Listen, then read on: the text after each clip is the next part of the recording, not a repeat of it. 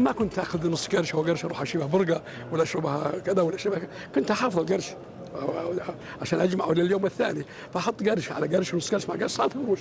من جمعي من قرش ونص قرش وقرش جمعنا قروش وصار عندنا اللي ما قسم الله عندنا من المال. يصنف كأحد أثرى أثرياء الأرض، يمتلك من المال ما لا تملكه دول برمتها، فأرقام ثروته تتغير في الدقيقة والثانية، حتى قيل لو أن رجلا حصل على ما يحصل عليه الراجحي في يوم واحد لقضى بقية حياته غنيا. أنا لا أعتبر نفسي ثري، أنا ما عندي، أعتبر نفسي فقير لله. أنا من الفقراء المساكين لله، فأنا من أفقر الناس لله سبحانه وتعالى. تصنفني فقير نعم أتقبل منك، لكن صبرني ابن أكبر أغنياء لا، من ابن أكبر أغنياء. هم استندوا على الأقل إلى أرقام وإلى تقديرات. تقديرات كل يقدر على كيفه، ما حد يمنع.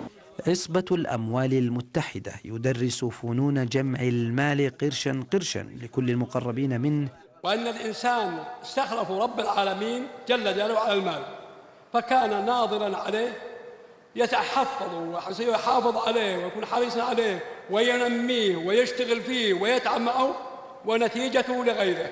بدأ حياته فقيرا معدما لتتحدث بعد ذلك خبرة أجيال في صوت رجل. الحمد لله أنا أملك طيارات، أنا أملك تقريبا حوالي 100.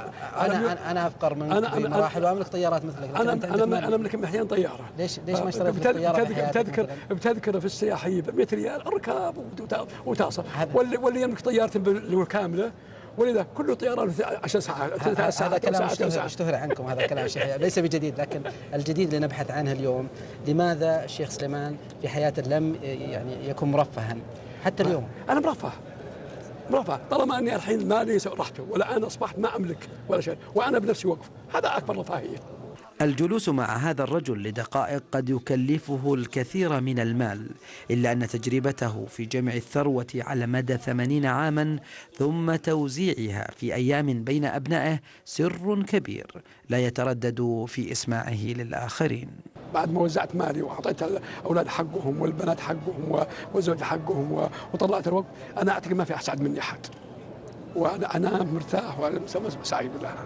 الراجحي اليوم لا يملك إلا ملابسه التي يرتديها كما يقول، إنه الزهد في الدنيا وحب الأبناء والذرية، صورة سيحفظها له الزمن وسيتذكرها كل المتخاصمين من أبناء الأثرياء غيره.